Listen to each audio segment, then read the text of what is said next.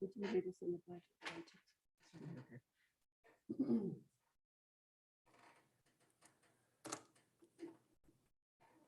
Okay.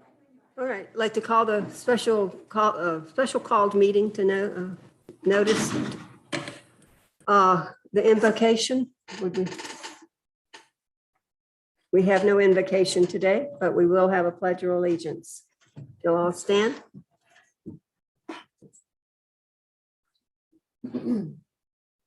I pledge allegiance to the flag of the United States of America and to the republic for which it stands, one nation, under God, indivisible, with liberty and justice for all. We'll have the roll call. Thank you, Madam Chair. Linda Little-Craybill, Present. Larry Beaton, Present. Elizabeth Van Rensburg, Present. Christopher Hollister, Present. Brianna Pierce, Present. Patty Vogt, Present. Alan Sheffield, Present. and Clifton Baradell is not present for the record. We have a quorum, Madam Chair. Oh. Madam Chair, is it appropriate to read the special called meeting notice at this time? Yes, To the members of the Historic Preservation Board, you are hereby noticed that a special called meeting of the Historic Preservation Board has been called to be held on Tuesday, September 20th, 2022 at City Hall located at 201 North 2nd Street, Palatka, Florida. The meeting is called to commence at 5 o'clock or as soon thereafter as can be heard. The purpose of the meeting is for the board to give a recommendation concerning Planning Board Case 2022-33, applicant City of Palatka, location 429 Kirby Street, Palatka, Florida, 32177. Thank you, Madam Chair. thank you.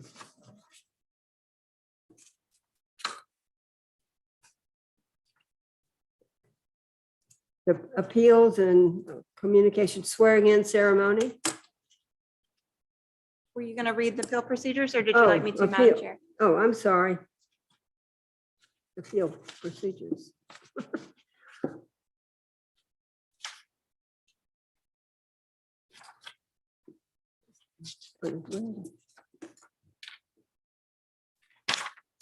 Oh, I thought that's what she read. Okay.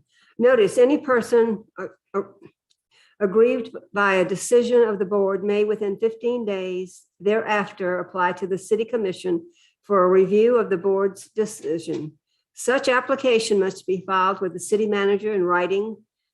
Objections by property owners to National Register nominations must be notarized and to be included in the record, section 54-474, Palatka Municipal Code. Any person wishing to appeal any decision may be by the Historic Preservation Board with respect to any matter considered at such meeting will need a record of the proceedings, and for such purpose may need to ensure that a verbatim record of the proceedings made at the applicant's expense, which record includes the testimony and evidence upon which the appeal is to be based. FS 286.0105.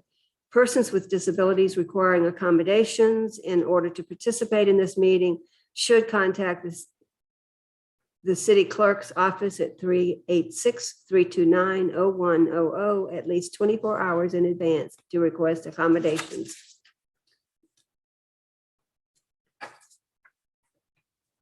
Okay, now the swearing in. Madam Chair, Yeah, I yes. have ex parte communication to report. Okay, I did not record the date, but a couple of weeks ago, I received a telephone call from the president of the South Historic Neighborhood Association, Vito Russo. He wanted to discuss a number of issues regarding the South Historic District. And one of those issues was Hammock Hall. I informed Mr. Russo that I could not discuss the matter with him because it was a matter that was coming before the Historic Preservation Board. I received several emails from Lucy Visnaw, who I think is associated with the South. I know she lives in the South Historic neighborhood, but I think she's associated with the organization regarding unsolicited emails regarding Hammock Hall, and I did not respond to that email. I received an email from Allegra Kitchens regarding Hammock Hall. I was copied a message where she was encouraging some other persons to submit in writing their opinions to the Historic Preservation Board. This afternoon, I received a copy of an email from Ken Campbell, a former president of the South Historic Neighborhood Association, regarding Hammock Hall. This afternoon, I received an email from June Thompson with her comments regarding the item for discussion in the meeting today. Madam Chair, that's the only ex parte I have to report. Okay, we have received others. Yes, I do have letters to be submitted to the record during public comment when that time occurs. All right, thank you. Now, the swearing in. Thank you, Madam Chair.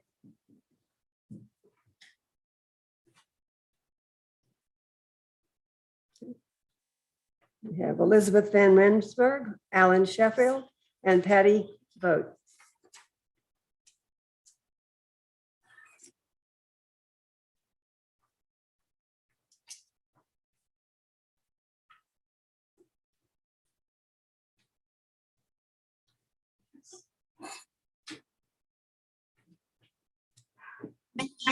Ms. Elizabeth Van Rensburg, Ms. Vogt, and Mr. Sheffield to please rise and raise their right hands. If you would, please repeat after me.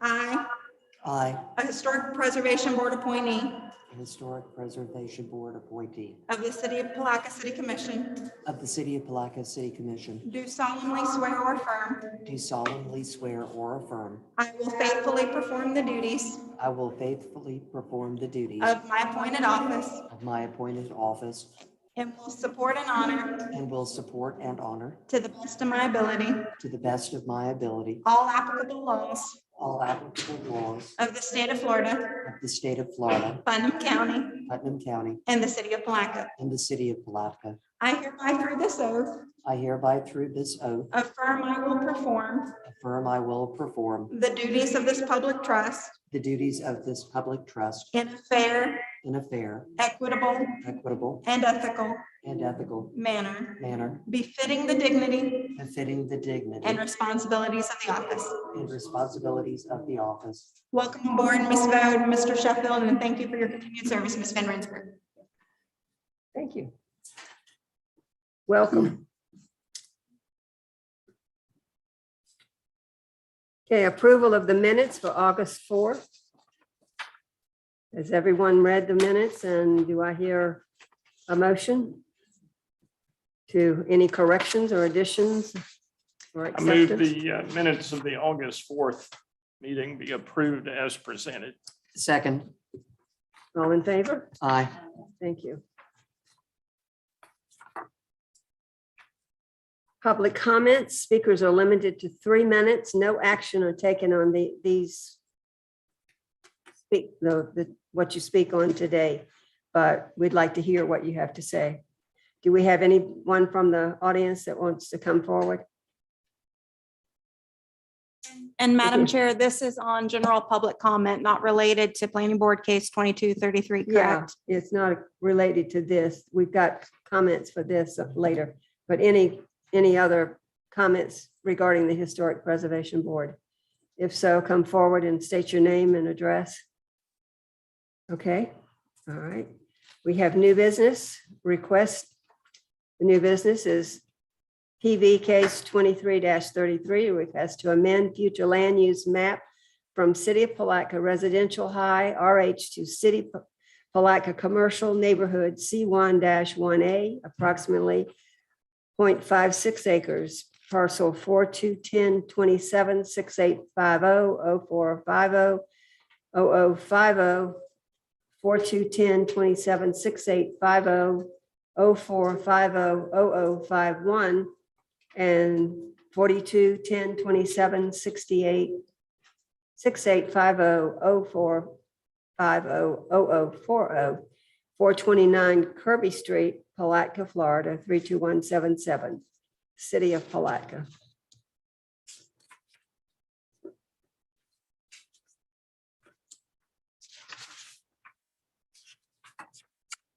Yes, ma'am. Thank you, Madam Chair. Lisa Welsh, Planning Director. I'd like to take you hopefully briefly through the staff report that's been compiled. As you mentioned, all of these subject parcels, there are 3, are located in the South Historic District. The city is the applicant, and the request is to revise the zoning from, revise the land use from residential high to commercial, and revise the zoning from residential single-family R1 to neighborhood commercial C1A. Public notice has been done per our statutes and code. Signs were posted on the property, and ads were placed in the local newspaper.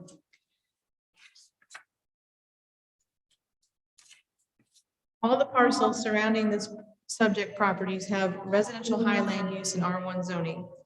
There's also a parcel approximately 280 feet to the northwest within this residential area that has a PUD/C1A zoning designation. On the subject parcels, a structure exists on the southern parcel. The other 2 parcels are vacant. Per research conducted by Mr. Beaton, historic uses of the subject property include a grocery store between approximately 1885 and the early 1940s. The grocery store continued to operate under new ownership between 1943 and 1963. The existing building was believed to have been constructed sometime between the 1940s and 1956. Ownership again changed between 1964 and 1974, with the use continuing as a grocery store. It is believed the building was vacant between 1980 and 1985. In 86, a laundromat was opened on the site, which operated until approximately 1996. The building was subsequently purchased by the city in 2001 and has since been utilized as a public meeting space. At this time, the city has determined its best interest is to sell the property.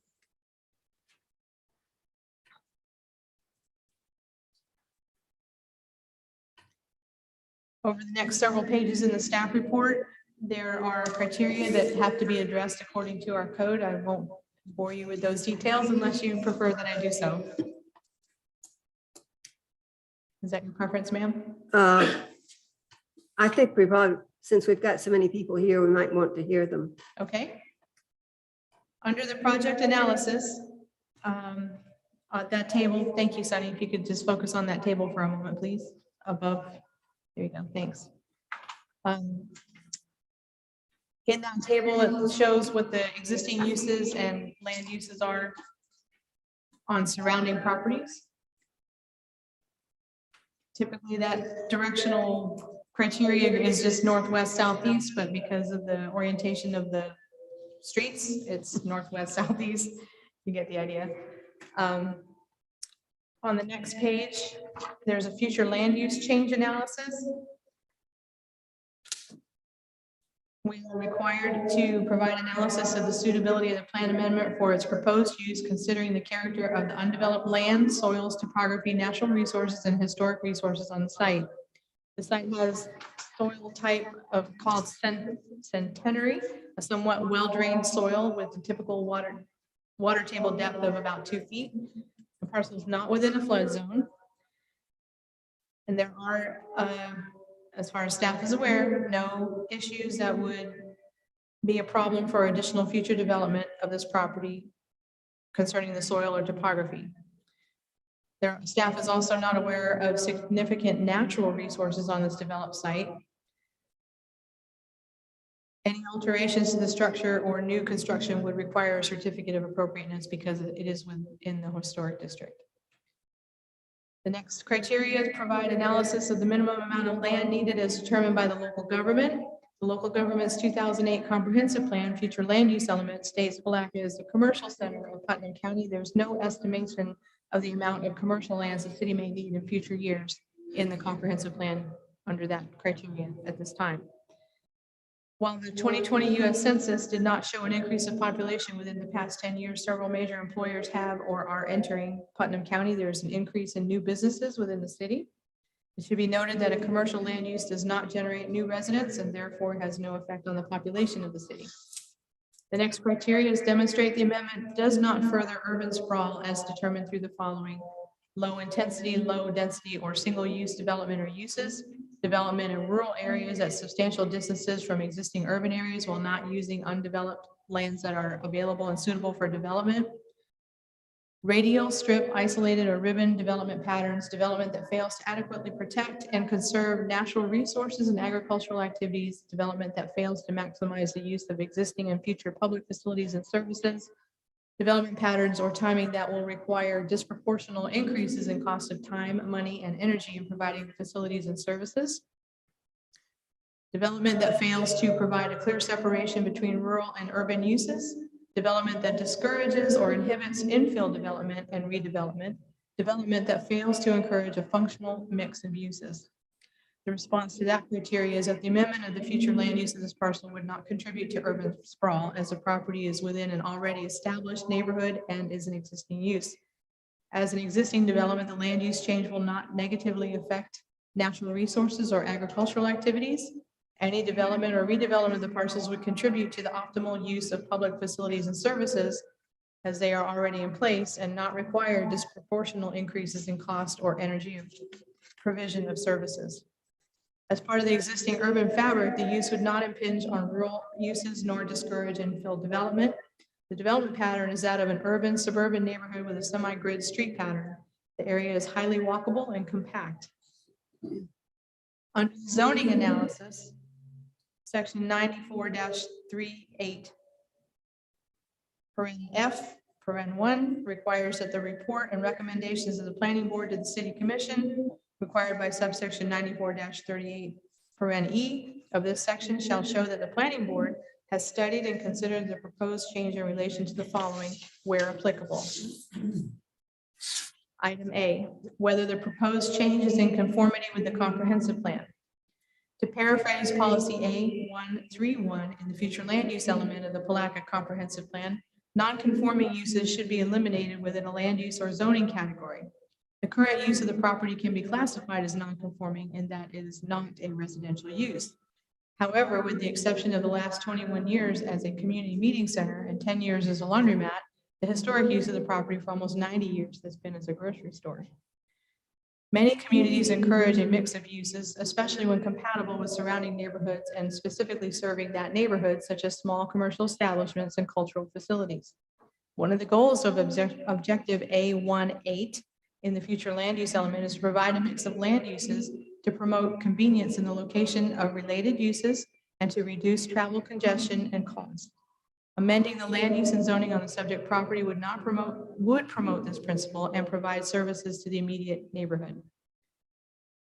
Criterion B, the existing land use pattern. The response is that the existing land use pattern in this area is mainly residential.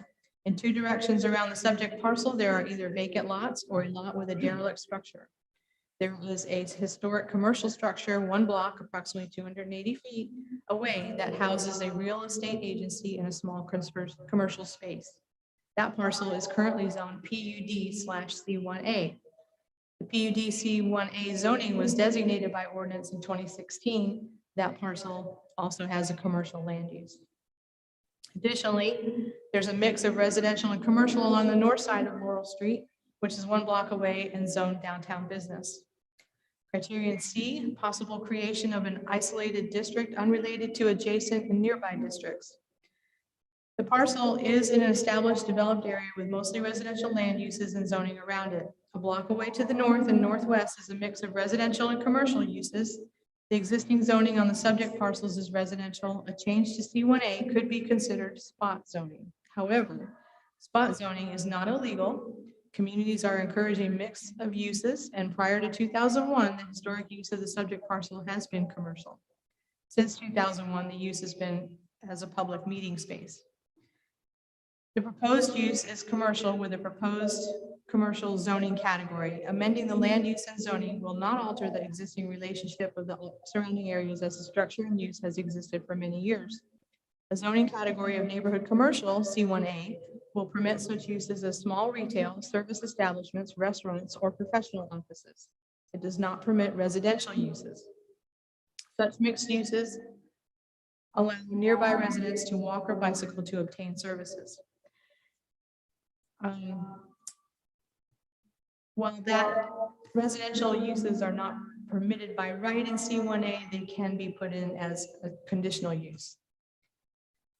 Per section 94-147B2, all permitted uses are required to submit a site plan and are subject to the following limitations: submitting a site plan, providing compatible architecture, conducting all activities within a completely enclosed building, selling products only at retail, permitting sale, display, or storage of secondhand merchandise only as incidental to the sale of new merchandise, and permitting the sale of alcohol for on-premise consumption only with meals.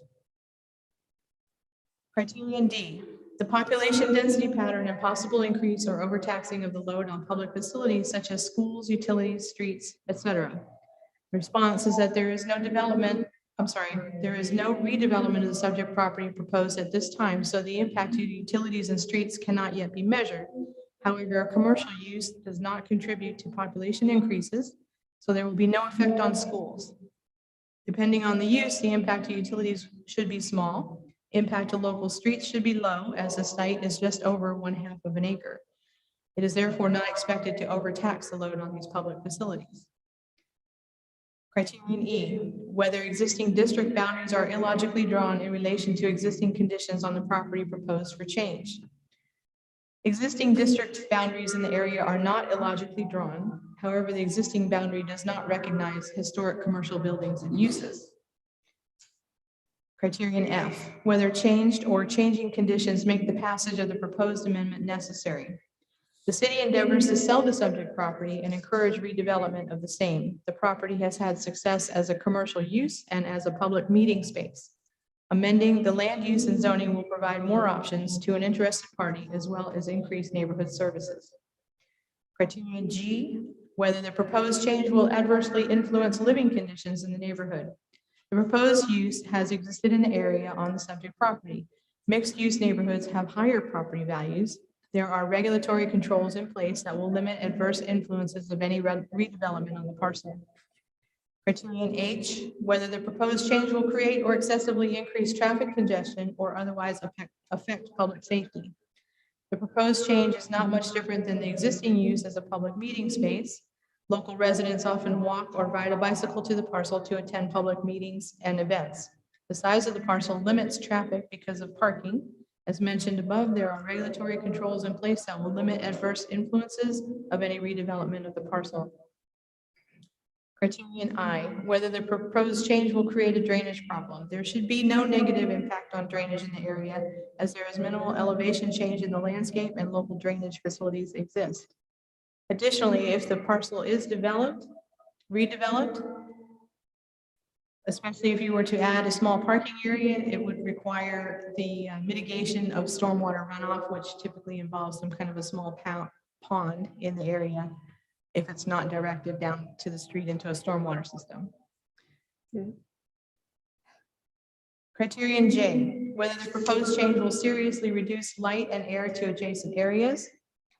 No reduction in light and air to adjacent areas is anticipated, as building heights are limited to 35 feet and required setbacks must be met for any redevelopment of structures per the zoning code.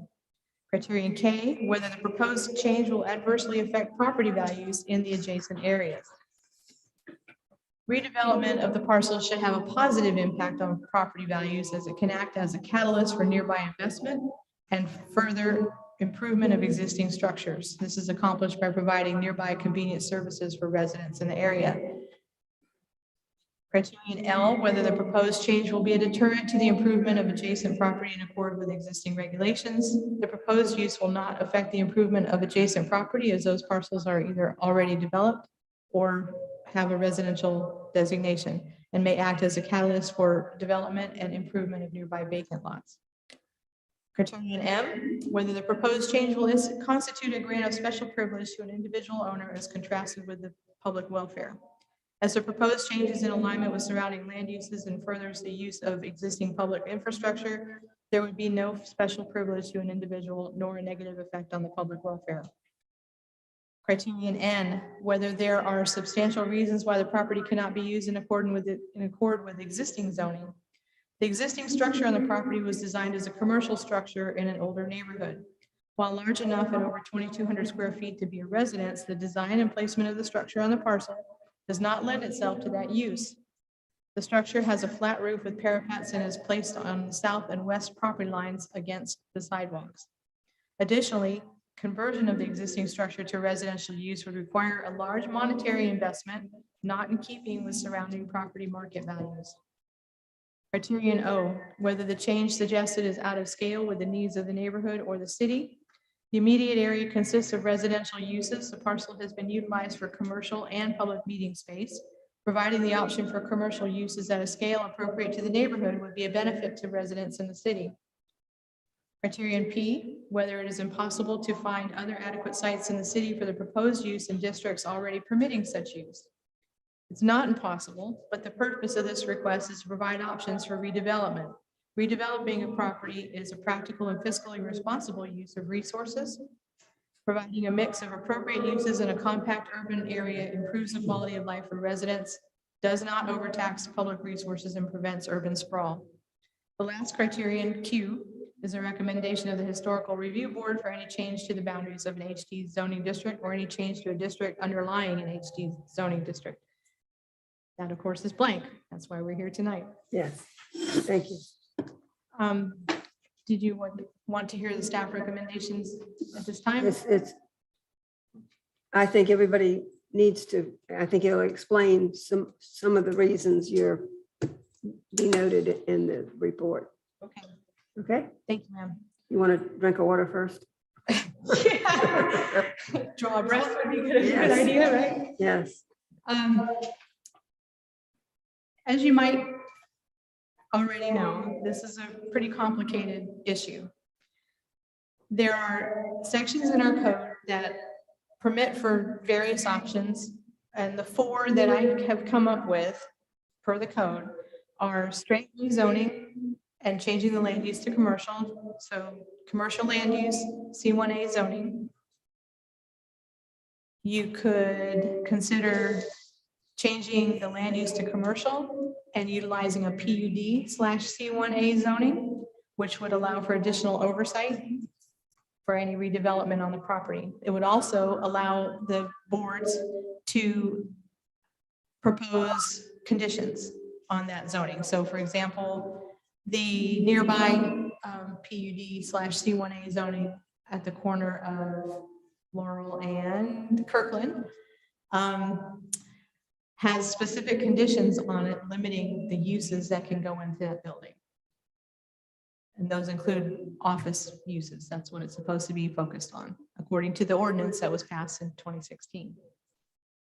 So that's an option. The third option would be to utilize a section of the code 94-156(c)(2)A.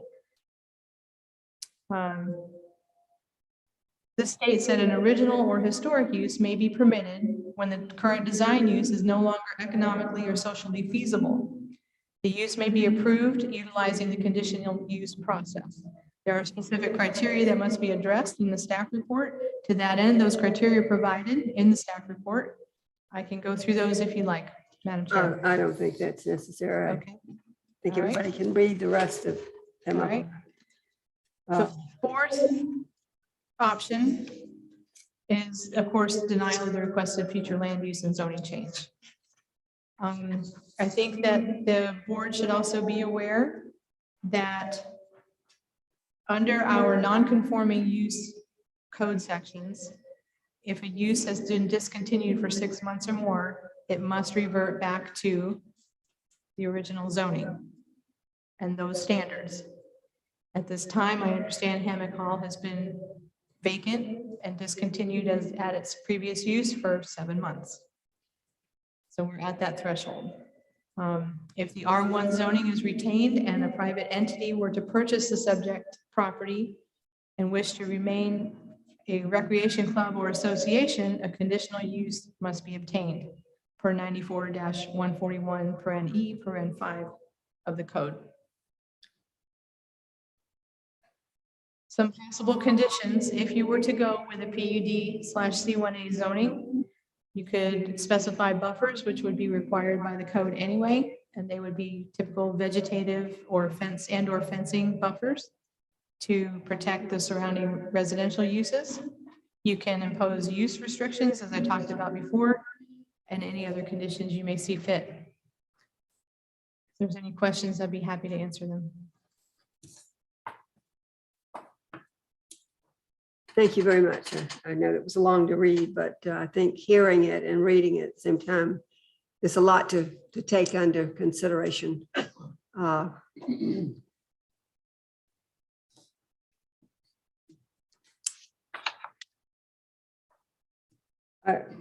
Do we have any comments, public comments? Madam Chair, I'm passing the yellow speaker's cards to you. Oh, okay. Lucy Vinoff.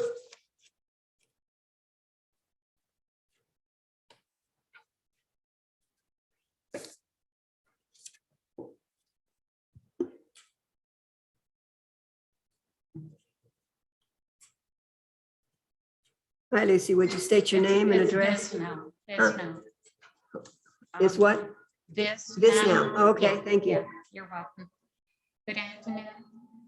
Okay, I'm opposing the rezoning of Hammock Hall from residential 1 to commercial neighborhood C1A or any other type of commercial rezoning.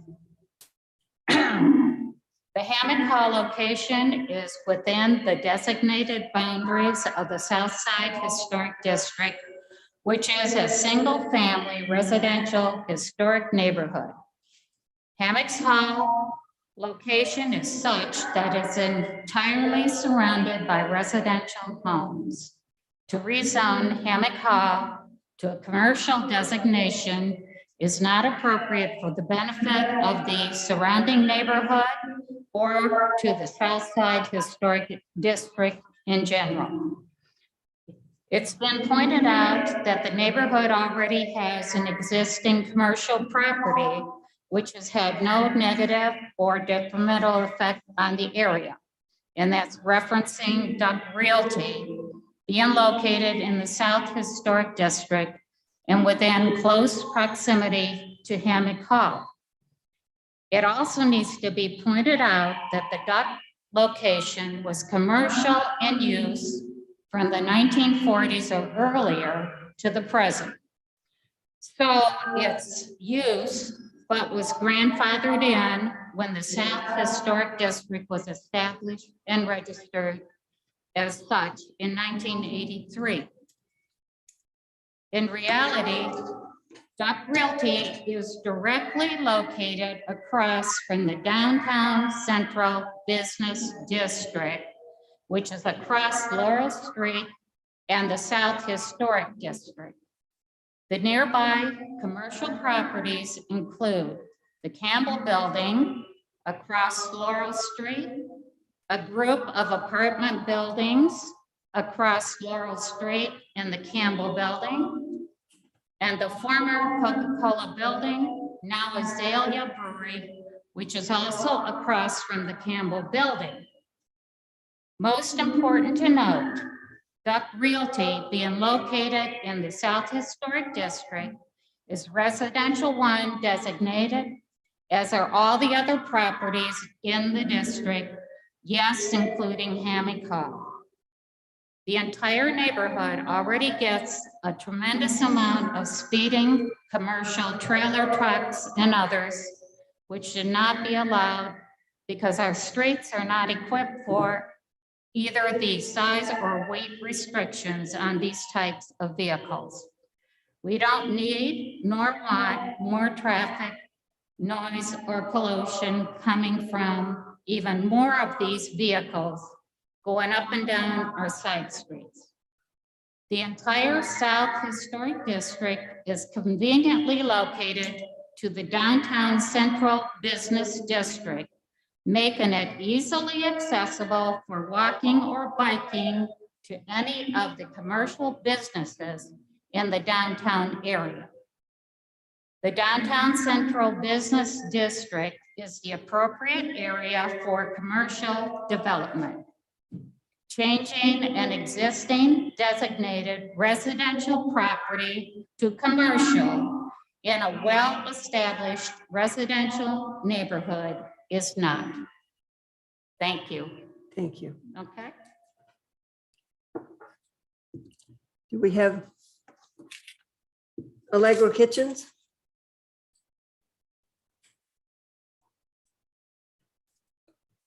Allegra Kitchens, 1027, can you hear me? Allegra Kitchens, 1027 South 12th Street, Palatka, Florida. The things you heard were very good, but they refer to zoning and the planning board. Your issue is historic preservation, as this is the historic district. Rezoning Hammock Hall and the future land use from R1 single family residential historic district to C1A neighborhood commercial is not compatible, i.e. non-conforming with the South Historic District's single family residential character. C1A has a conditional use that allows multifamily.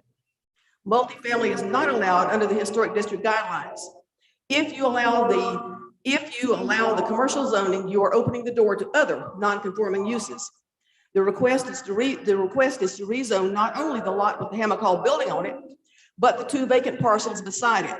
As justification for the change, the city points to the former commercial use of the building to rezone all 3 parcels. However, up until the late 80s, there was an historical 2-story single-family home where the Hammock Hall parking lot is now. I have a copy of Guns Map 1929 showing this structure on there as proof if you need it. First of all, the house located at the corner of Emmett and Laurel Streets with the address of 314 Emmett Street, owned by Yulia and Castellina. Yulia Castellina came before you about a year ago asking for rezoning to allow a multifamily use so they could put apartments back into the building. The house had previously been an apartment house, but had been vacant for 6 months. And under the historic district guidelines, it reverted to single family residential use. Even though the historic use had been multifamily, this request was turned down by your board as not being compatible or in character with the purpose and guidelines of the historic district. And by the way, this apartment building is across the street, across Laurel Street from the central business district. So even though the previous use had been commercial and multifamily, you turned down the request for it to be used as multifamily. The Duck real estate property on the corner of Kirkland and Laurel Streets is being used as a reason to rezone Hammock Hall to commercial. While the Duck property has been and is being used as commercial since the 1920s, it was a non-conforming use that was grandfathered in like the other non-conforming uses when the historic district was put in 1983. The difference is that Duck is not surrounded by a residential area like Hammock Hall is and is across from the downtown central business district, while Hammock Hall is not. The Historic Preservation Board must turn down the request to rezone Hammock Hall into C1A commercial, as that does not fit the goals and rules of the single-family historic district and would create a non-conforming use in the South Historic District. In addition, as you already turned down a citizen's request to rezone into multifamily in this section, as well as one on the north side a few years back, if you agree to rezone for the city of Palatka, you are sending a message that the city gets special privilege that the individual property owner doesn't. Please uphold your previous decisions on similar requests, uphold the guidelines of the South Historic District, and refuse the city's rezoning and use changes. Thank you. Thank you, Allegra. Jane West. Please state your name and address. Good evening. My name is Jane West and I live at 212 South 4th Street. I am also the policy and planning director for 1000 Friends of Florida, which is the state's leading growth management advocacy organization. And I have been practicing public interest environmental and land use law, excuse me, for 24 years. I think one of the solutions that I would like for you to consider is instead of a straight rezoning to commercial, which would allow all allowable uses in commercial. Excuse me, I just had a ginger mint and it's stuck in the back of my throat, so forgive me. But if you allow for commercial, it's going to allow for all commercial uses under that zoning designation as a matter of right. And you can't walk that back. Once you allow that, you can't take back that prior use. So you're stuck with it. We're stuck with it in the community. And from a community perspective, for someone that lives there, I would really like to see all that commercial use be refocused into our downtown Main Street. And that's where it belongs, right? And all of these people can walk by to the downtown Main Street. So that's where we should be focusing our commercial use. But how do we deal with this non-conforming use problem that we have on site right now? Well, we could let it slip back into residential, but if you were here at the workshop, you heard a lot of people say, I really want this as our community center. You know, it really adds a lot, excuse me, with Porch Fest. So you can solve that problem if you rezone it to a PUD. A PUD is a planned unit development, and it kind of has a bad reputation as contract zoning. It's not, but it does allow for you to put in stipulations for how the property is going to be used moving forward. And so you could condition it. You could condition a PUD to only be allowable for community recreational hall. Or you could add, you know, perhaps get a little creative with it. Allow for a caretaker's residence on site.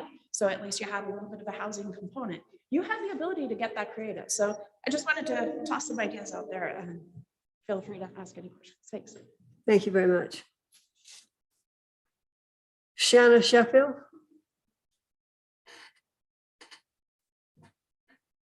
Good afternoon, Shannon Sheffield, 512 Mohawk Park. And I just want to note that the reason I feel it was mentioned that it has not been in use, Hammond Hall has not been in use for 7 months is because the city did shut us down. And we were using it. And instead of shutting us down, maybe they could have said, well, if it was an issue with it, instead of shutting us down, because we were using it, they could have said, well, no more renting it out, but you guys still can use it. So saying that it has not been in use for 7 months, and you're the person the city is the one that is able to say, well, it hasn't been in use, but it's only because the city is the one who took the keys from us. And I just want to point that out, okay? Thank you very much. Do we have any others that did not fill out a? Okay.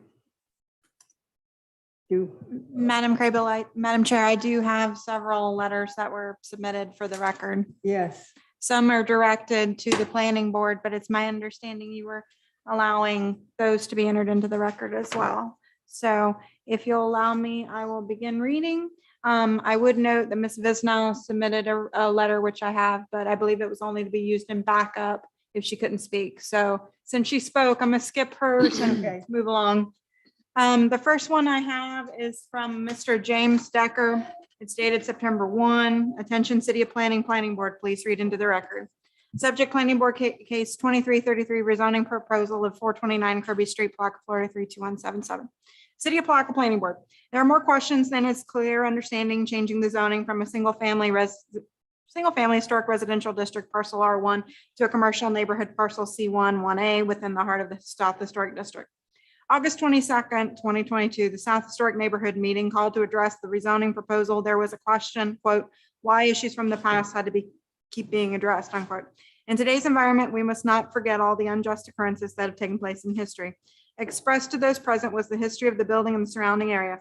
This person expressed that the past businesses either moved out or failed, which enabled questionable transgressions, vandalism, and so forth. While under prior association management at the east outer wall of the building, 3 ammunition containers sat. The Palatka Police Department investigated, informing it containing high-powered ammunition. The detector possession, securing the ammunition. The police case number is public record. How will the Planning Board and the Historic Preservation Board comply with Article 3, Historic District, Section 5471, intent and purposes of article presented to the state of Florida in Section 5476 Historic Preservation Board Charter, manage and control the historic standard while not losing the historic charm? Is it within the historic charm and character to have a vape shop, small loan agencies, a parking garage, or a 35-foot tall commercial building built today or in the future, adding any valued growth within a residential historic district? The district is comprised of single-family residential historic homes. This is the true value of the historic district, the homes. Look at the newcomers and residences who are passionately working on and investing capital in order to preserve these historic homes. The flawed logic of making this partial commercial could have profound consequences if one is not looking toward the future of Palatka. Is the City of Palatka Planning Board and Historic Preservation Board willing to gamble all this for the near value of the last bid process amount for which no minimum bid offers, to my knowledge, submitted or recorded? Most all commercial businesses listed in C11A are located along the designated truck routes, the same with most businesses in the South Georgia District. Why would the city planning board even consider such a proposal for the small 0.556 acre parcel in historic district? Article 3, truck routes, section 8281 through 8285 addresses how a commercial truck shall only operate on a city designated truck route, along with the guidance covering destination deliveries. The city of Palatka Fire Rescue must use extreme caution on Kirby Street due to the narrow design navigating between an unorganized street parking arrangement, which blocks fire hydrants. How is the city planning board going to address large commercial delivery trucks navigate the narrow streets within the historic neighborhood on a nearly daily basis? The planning board in good faith should invite the most affected homeowners, to my knowledge, 5 of which are veterans, along with the district representative to have a roundtable discussion. Because this proposed zoning change is paramount in nature to us all. Is the Hammock Hall building of historic value, having been built in the mid-1950s when the future goal was not preserving history? It being evident with the lack of setbacks, rezoning this parcel to C11A is the effortless way out. Do the right thing and preserve the historic district with the charm and the character it's meant to have. Thank you, Jim Decker. Anthony Camacho is the next. 416 Kirby Street, Palatka, Florida.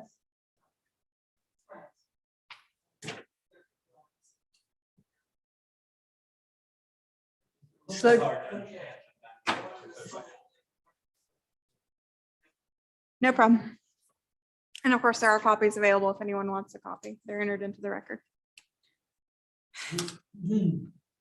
Anthony Camacho, 416 Kirby Street, Palatka, Florida.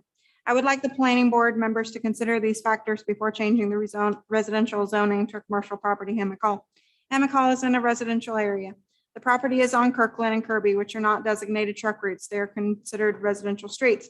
Please consider the fact that commercial traffic will now be entering this location frequently, making deliveries or exiting and entering the property, depending on what type of business there is. As of today, the city cannot enforce the truck routes or ensure if commercial traffic does not enter the residential areas. The Florida Department of Transportation in Putnam County has put out guidelines where the established truck route are to be followed and strictly enforced in Putnam County. These guidelines are not being enforced by the local police department or the city code enforcement. The Florida State Highway Patrol stated that they would enforce commercial trucks entering into residential areas if only when the city had posted signs of residential zones. I've included the Florida Department of Transportation truck lanes restricted map with the Putnam County truck route. FDOT map labeled 1A and the Putnam County roadways function classification map highlighted label 2 and 2A. As you can clearly see in both these maps that the truck route commercial routes does not enter the residential area of Hammock Hall, South Historic District. By allowing Hammock Hall to be commercial, you will be inviting commercial traffic throughout the residential areas. How does an increase of commercial traffic affect the neighborhood? Under the Putnam County Comprehensive Plan, traffic circulation element data and analysis, page B40, paragraph number 4, noise quality. Noise can be described as unwanted sound without value or vibrational energy out of control. It can cause physical and psychological damage to humans. It can cause physical damage to buildings and other structures. As in air quality, noise pollution is often associated with background noise in urbanized areas produced by hundreds of cars, trucks, buses, planes, and other transportation vehicles in motion. On the 400 block of Kirby Street, a commercial vehicle, page 44 ABC, see photos, passes through the front of my house, making loud noises from the RPMs of his engine, the exhaust, cargo shifting in the back of the truck several times a day as early as 6:15 a.m. I've called the company and asked them to stop driving through our residential streets since they are commercial vehicles, but have had negative results. I then contacted the city code enforcement in the city of Palatka with also negative results. I reached out to the city chief of police multiple times on emails with no reply turned. Finally, I contacted the highway patrol. So how does this impact me psychologically? Well, because I tried to reach out to my city officials and received no help at all, this has me frustrated. I am a war veteran with PTSD, and every day when I see the commercial vehicles pass through or not making deliveries on our street or on a non-commercial truck route, it frustrates me. It has also disturbed my sleeping pattern, so psychologically it does cause damage to me. How would rezoning Hammock Hall to commercial affect me? Well, if I can't get the current city to enforce the truck routes to minimize passing commercial vehicles, how would a full-time commercial entity affect me and my entire neighborhood when they conduct their business? What kind of deliveries will they be expecting? What kind of traffic would they be expected? What kind of people would be entering our neighborhood? What kind of vehicles will be storing in the property? Commercial oversized vehicles with logos, see label page 6A. What are the weight restrictions through Kirby and Kirkland, see page 6. These are the questions that the entire neighborhood is thinking and will like to ask and know the answer to before you zone it commercial. How about helping enforce the current rule codes and city ordinances before adding to the chaos we have now? So before you consider changing codes, please see them Please let's enforce the following policies, ordinance, and codes that have been already established. See pages 5, 5A, and 6 and 6A. Sincerely, Anthony Camacho. Madam Chair. Yes. Before we move on, could I get a clarification of the location of 416 Kirby Street? Is that the house at the corner of Laurel and Kirby that person lives in? Is that correct? Okay, thank you. They answer quicker than I can pull up the map. Yeah. They live there.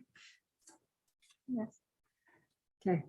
The next one to be entered into the record is from June Thompson, 617 Emmett Street. Dear board members, since I'm unable to attend the meeting regarding rezoning Hammock Hall, I'm requesting this letter be read into the record by the interim city clerk, Sunny Krantz. I believe the Hammock Hall should retain its current designation as residential. It has been that designation for many years and has set a precedent. A healthy neighborhood needs a central hub to bring about a strong neighborhood cohesion for its regular meetings and its social gatherings. This building, appropriately named Hammock Hall, has been the central hub for the South Side Historic District. The district was originally known as the Hammock. Taking this building away from the use of the neighborhood is going to have a negative impact on the neighborhood because of the aforementioned reasons. Having a commercial building in the middle of a historic residential neighborhood is not appropriate. There are too many uses that come under the commercial zoning that can be detrimental to a neighborhood. A commercial designation for this building would possibly set a precedent for it to happen in other neighborhoods. This building is in an area that is not only zoned residential, but is also within the boundaries of a historic zone, and as such should be considered a historic building. It should be covered by all the protections set forth by that designation, meaning that the building cannot be torn down and a non-conforming building cannot replace it. Sincerely, June Thompson. Madam Chair, that was the last letter. That was the last one. Madam Chair, Yes. the other Larry? correspondence that I got was from Ken Campbell. Did you get a copy of that one, Sonny? I did not. Who was it directed to? Because I just copied it.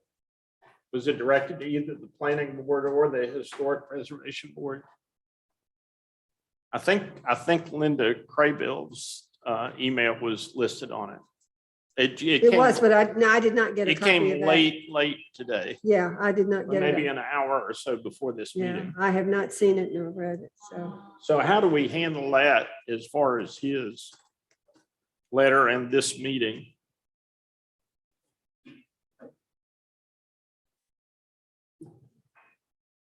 Larry Thomas, city attorney. The letter was not submitted kindly to Ms. Krantz, or neither did anybody else provide the letter, so it will not be considered. It will not be considered. Thank you. I have the copy and I can read it. Yes, It's, you cannot speak from the. Oh, I'm sorry. If you want to speak, you need to come.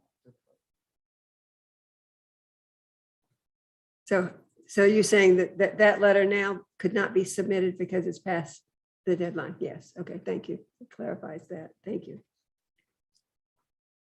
Okay. Do we have any discussion by the board? Any comments from the board? Well, to get back to the earlier subject of ex parte communications, I would just like to state for the record that as a resident of the North Historic District / part of the CBD, I was not contacted in any way. I believe we started ex parte communications, but they kind of petered out. So I just wanted to put that on the record. Okay. I'm gonna add a comment to that, if I'm allowed. Oh. And the chair has the recognized. Sorry. Yes, ma'am. Come up and state your name and address again. Yes, thank you. Okay, the reason that the rest of you did not get a copy is I had tried to get information today from the city, and they referred me over to the attorney. And all I was asking for was the email contact for the board members. And they told me I would have to make a public records request. And they said they would get back to me, and nobody ever got back to me. Mm. So that's the reason not everybody got a copy. And I requested other information from the city and I have never gotten that either. And that was like a week, 2 weeks ago. So, but the Ken Campbell letter, I have a copy of it. It's not very long and it really is pertinent to Hammock Hall. And that's the reason that he submitted it. Yeah. Can I read that? I think it's too late to do that right now. I'm sorry. Okay, According to the attorney, the time has passed for submitting those. Okay, okay, I appreciate that though. all righty. Well, it was email, Right, okay, so well, there's still a it, record. okay, you can still submit a letter to the editor of the paper. Okay, all right, thank you. Thank you. Just for information, also, there are going to be other hearings on this. Yeah, And they can be submitted, Mr. what's his name? Campbell, Campbell can submit this letter to the planning board and you can. okay. Lucy, did you hear that? Okay, all right, good. Yeah, this is not the final. This is just a discussion and coming up with our view of what, as the historic board, we All are. righty, thank Okay, you. thank you. And frankly, I would wonder at the order this is being done. And if you notice, almost all of the letters, the public comments, et cetera, are being addressed to the Planning and Zoning Board, not the Historic Historical Board. Preservation Board, yeah. So, I wonder if perhaps at some point we were put out of place, that perhaps we should have been after someone else instead of being directly after a public workshop. Sure, yeah, please do.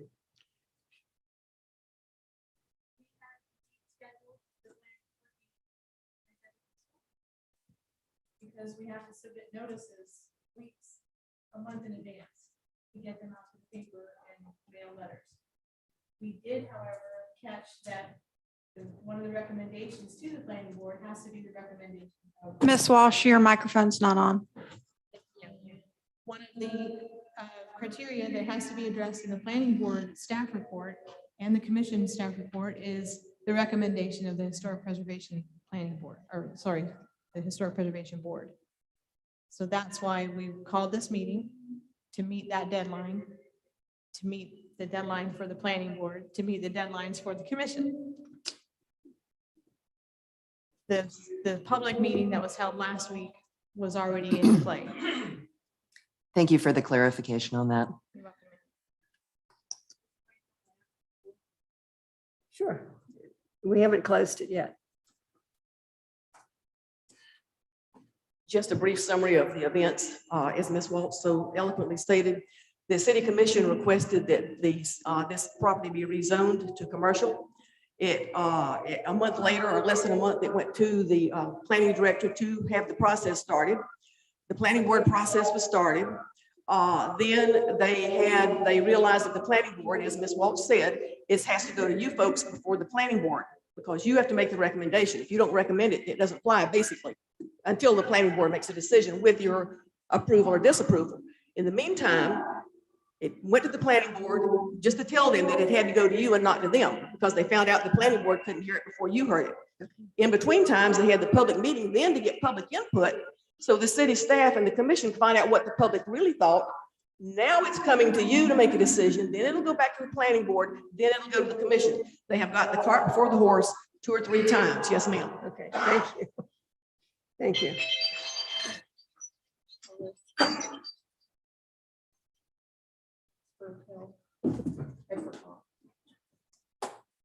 So, Well, and believe me, I'm, pardon me, not shying away from making a difficult decision. I've been a member of this board for 8 years and occasionally am controversial in that I'm typically quite happy to make hard decisions. In this particular case, my goodness, what a lot of information being given to us and a lot of different thoughts, a lot of different opportunities to make a decision that frankly, the neighborhood seems totally against. And that surprises me considering the historical use of this property. I couldn't quite understand why it would be a big deal until frankly, I walked into the room today. As a person who's been involved in a restoration contracting business for the past 20-something years, I look at the property and I feel it would be difficult, but not impossible to, make it into a residential property. But gosh, I don't have a hard time making hard decisions, but this one, friends and family, is complicated.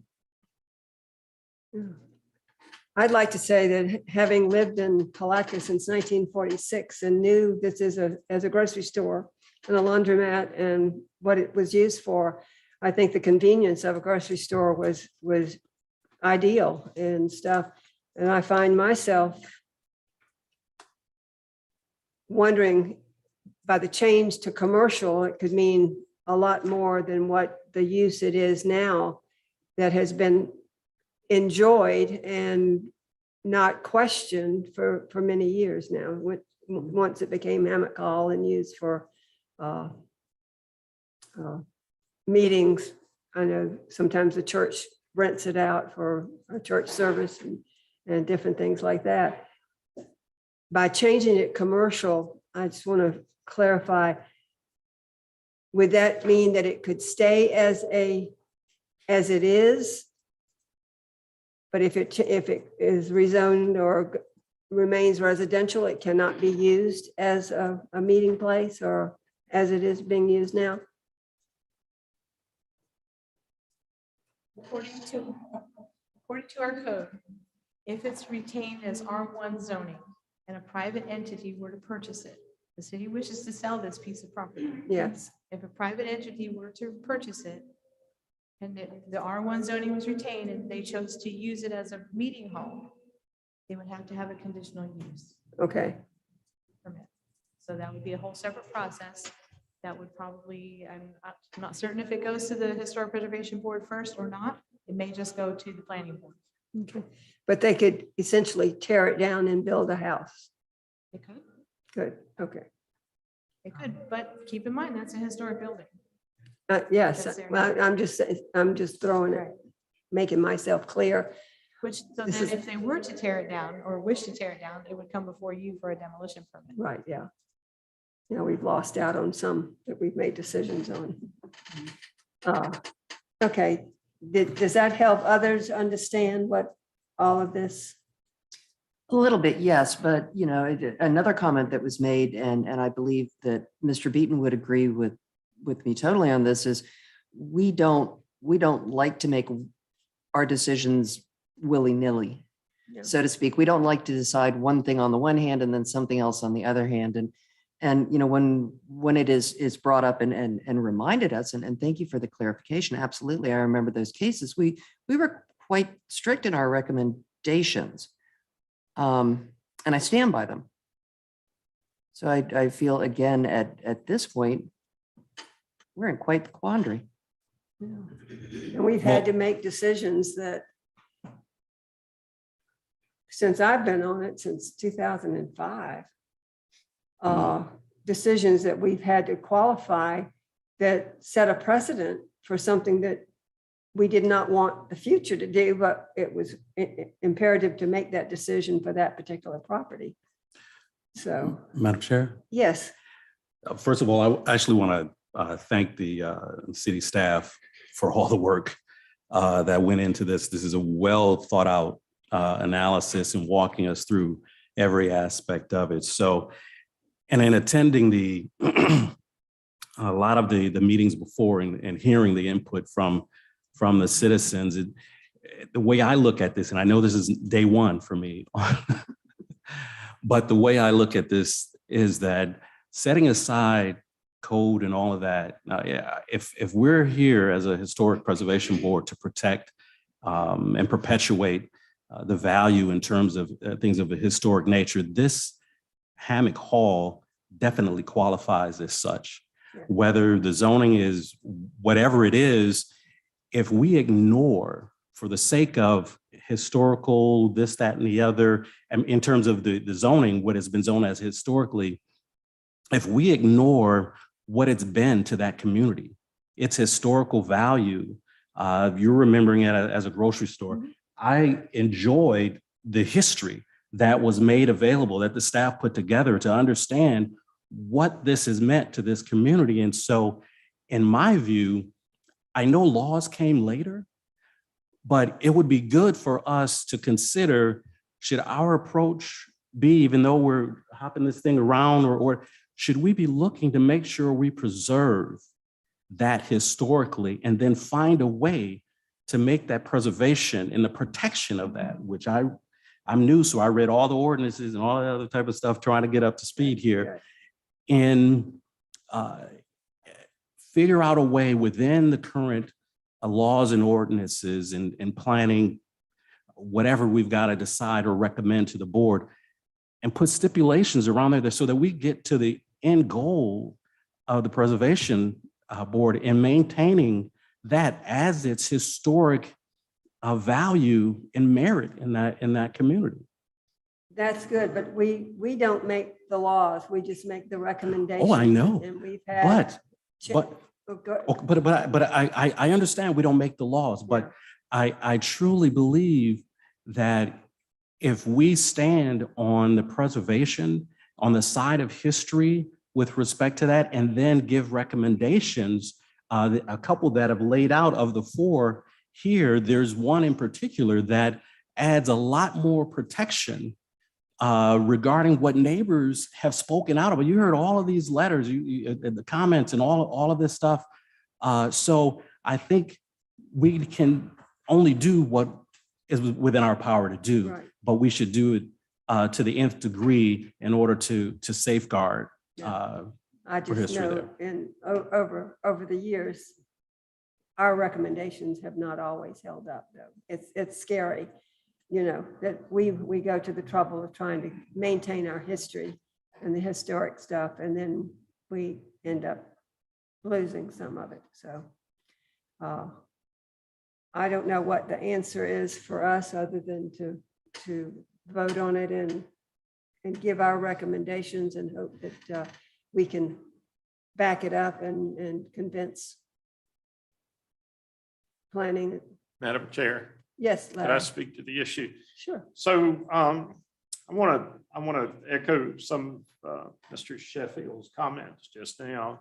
My personal knowledge, having grown up in that neighborhood and also researching the history of that building and the business that was previously at that location, which was also a grocery store, a wooden building, and the house that Ms. Kitchen speaks about was, when it was finally demolished, it was on one of the other parcels that's now all combined in with this, with the three parcels. That was the residence originally of the Gay brothers. There were three brothers, and they operated the grocery store that was at the location where Hammock Hall is. So they lived next door. And then later, their house turned into a multifamily house, and that's what it was being used for at the time that it was demolished. But what we refer to as Hammock Hall and that building has always been a central gathering place for that community. In my research that I presented to the planning department, one of the Gay brothers was a volunteer fireman, and they used to keep the hose reel for fire protection of that neighborhood in a separate building behind the store. Later, the Gay brothers were approached by the supervisor of elections, and the back of the business was used as a voting precinct. And then later, when the building became the current block building, it was also used as a voting precinct for the neighborhood. So it's always had significance to the community there. I personally do not have problems with the mix of commercial and residential in that neighborhood. We've always had that. I mean, you've got where a gas station was on Krill Avenue, that's now the Baptist Association. Mhm. You've got the Campbell Building. You've got the Azalea Brewery. You've got the Boathouse Marina. These are all commercial businesses that are within the South District. And by the way, the National Register designated South Historic District goes all the way to the center of the blocks between Oak Street and St. John's Avenue. So that's all under our purview as the historic district. There's a lot of confusion because there's an overlap with the central business district. So my feelings about this, oh, wait, let me say one other thing.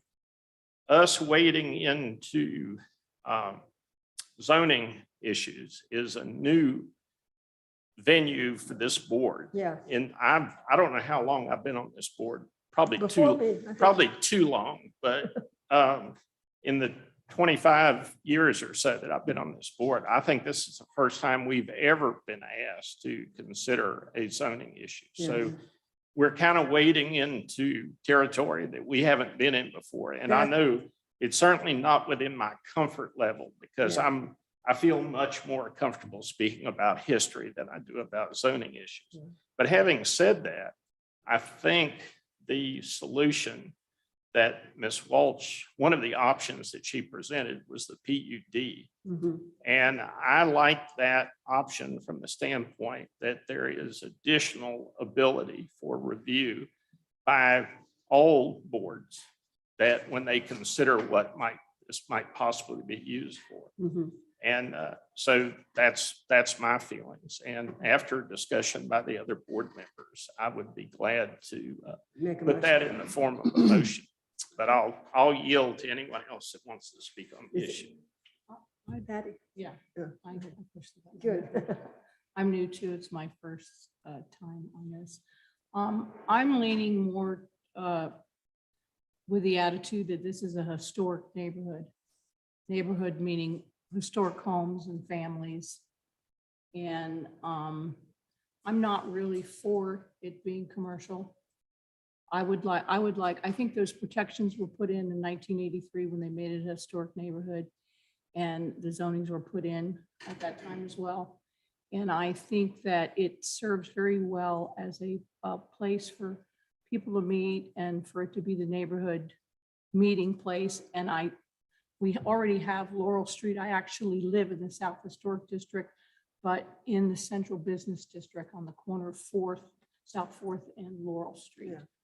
And in reference to the Campbell Building and Duck Realty and all that, that's an artery of a commercial area there. And there's a big difference between that area and where Hammock Hall is located.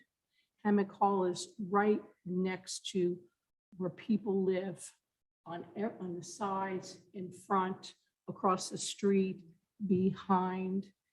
And I think that the neighborhood should be left to be a historic neighborhood without a commercial building in it. There's plenty of other areas on that artery and the downtown, plenty of ability to have other buildings and do other things. I mean, be able to reach them and go to them and go to the grocery store and go to the brewery and whatever. I don't think it belongs in the South Historic District. That's how I feel. Okay. Do we have? Yeah, go ahead. I have to say the same thing, that it's a residential area.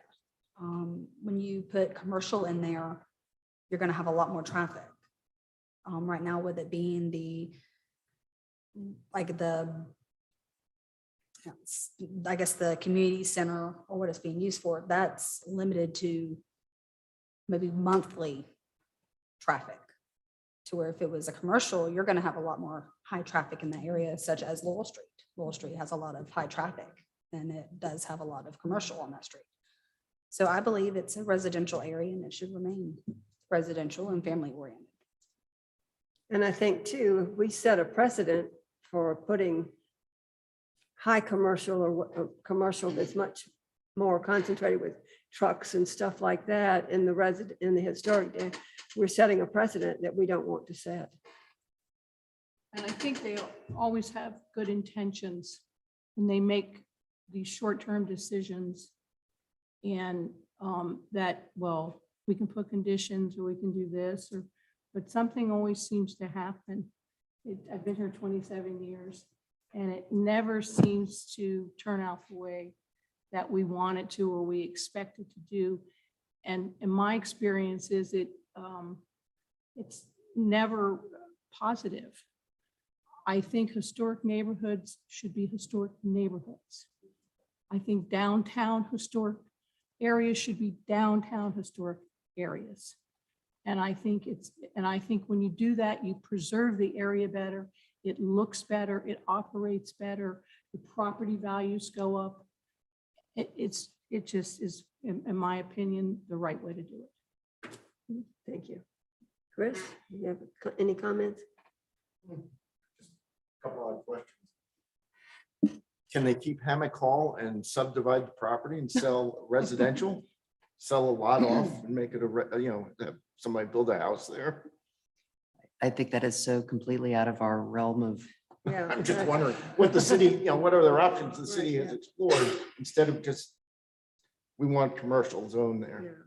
Yeah. I think one of the hangups with that is if you have Hammock Hall and you have people coming that don't walk to it in the neighborhood, that come from out of the neighborhood to make use of it, that's used as parking.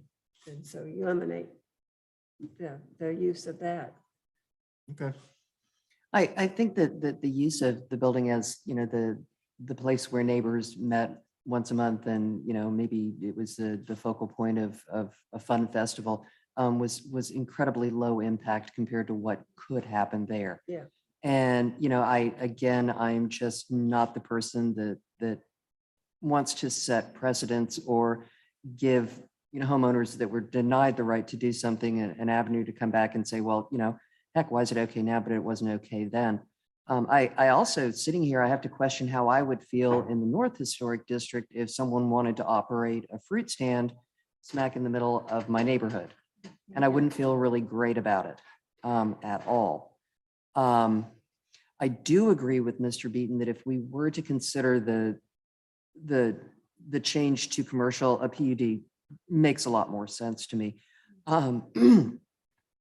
But, by the same token, we literally are making a recommendation. This is not our decision. And how many times have we felt strongly about something that was just happily overturned? Absolutely. That's what I was referring to. So, I, based on all of that, I would probably get assassinated by some, but congratulated by others, and none of that really matters. My recommendation would be a motion for our board to recommend the denial of the request of future land use and zoning change. We have a motion and a second. We have a vote. All say aye. Aye. Aye. Any negative? No. No. Okay, What just happened? so we. I looked down for a minute. I think the vote was 5-2. Yeah.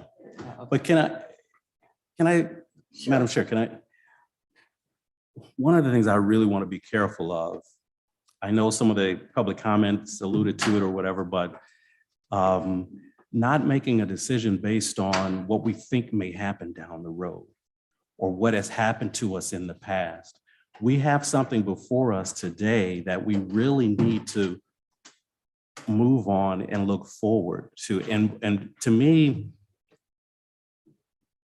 not going the route of the PUD really has a high probability of having that community lose the use of Hammock Hall as a community center, which they have overwhelmingly mentioned and which is consistent.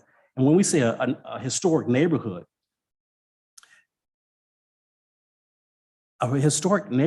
does not have to only be housing. That neighborhood had a Hammock Hall in it, all of its history. So I don't see how we end up saying we're doing something. I don't think we're protecting history or preserving it in that manner. And so my question for staff might be, if we would go with the recommendation with the number 2 that's listed here, it does change it to commercial, but it's being used right now as commercial, but then this puts this stipulation on it in terms of a PUD and put these restrictions because they said the PUD could have buffers or use restrictions. Would that truly protect it for what it's been used for historically and really maintain the character of that neighborhood? I own the 2 lots directly across the street from Hammock Hall. That's one of the things that attracted my wife and I to the area. Having something like that available it's unique. It's totally unique. And it's beautiful if the community can use it properly. So to open the door for that to be eradicated just doesn't seem to be maintaining or preserving history to me. I would And like maybe- to- I would go like ahead. to address to you that changing it to commercial, even with restrictions, always opens the door to things that we say we don't want now, or we don't intend to want, or there's nobody here at this moment that wants that. But it always ends up happening. Like I said, I've been here 27 years. I've lived in the North Historic District for 15 years. I've lived in the South Historic District and the Business District. And I see decisions over the years that have been made very quickly because they seem to be at the moment the right thing for what people think that they want right now, or people in general that are thinking this is what's best. And as we can see, just visually, it hasn't turned out that way. When I would go and see people, talk to people, and they say, I live in the historic district, and normally you're like, wow, that's really cool, you live in the historic district. But here, when I would say it, people would be like, maybe that's not so good here. And it should be. We have some of the most beautiful homes in Palatka on all sides. We have a beautiful downtown. And I think we need to take that more seriously in everything that we do, with the way we do our homes, with the way we follow the rules to keep it historic, the downtown, everything. I think we really need to honor that in all ways, including our deeds and everything that we do in the future. So that would be my argument to you, that I think you might have good intentions, but I don't even think Palatka is ready for that yet, because we're not even where we should be in these neighborhoods now, not even close, in my opinion. I have strong feelings. Go ahead. Chair, if I may, I would like to ask the members of the board what they'd like to see there. If it retains its residential zoning, what would you like to see there? Well, it has operated as a community meeting place all these years, and the zoning was never discussed, to my knowledge. And all of a sudden now it seems it's important what it's zoned at. And I think that somehow, I don't have the knowledge how to do it, but somehow it should be able to be the community center. And If the property owner chooses to sell it, excuse me? if the property owner chooses to sell it, what then? No matter who owns it, whether it's a city or a private entity. Well, maybe we need to figure out how that doesn't happen. Maybe You cannot do that, ma'am. We can't do that. That's not our job. Unless you buy it. I'm saying that it stays, just because it's, it needs to be sold, you're saying it has to be sold. That's the That's what brought this whole direction, thing up. yes. I completely understand that, and you're trying to say that I don't understand that. I'm not saying But that at all, it ma'am. wasn't, it operated all this time prior to that. And there wasn't a problem until there was some neighborhood problem. I can't speak to that. Well, because but I that's haven't been there. asking me, so that's why I'm, So what would you like to see there? A community center? I would like to see it as a community center for, like it has been used for nonprofit and everything else. I would like And I to see think that. that's what the five of us voted on to, Mm, mm-mm. no. No, No, ma'am. it would. No. I don't want to Okay. confuse the matter by anyone thinking that my vote was to turn it back into a community center.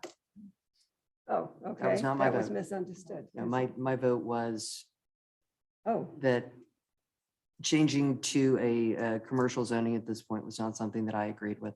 Right, and that's exactly what I'm saying. Where it goes from there, okay. So legally, what, since there seemed to be a misunderstanding about, But basically, what we're There's doing no here doesn't really misunderstanding. matter. The city's gonna do what they want to anyway, right? We're just giving a recommendation. They can say, we don't like it. it has happened that way. Yeah. Allegra, yes. I need some clarification here. This is Allegra Kitchens, 1027 South. Oh, for the floor.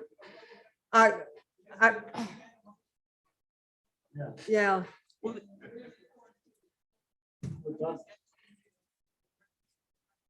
I think this has nothing.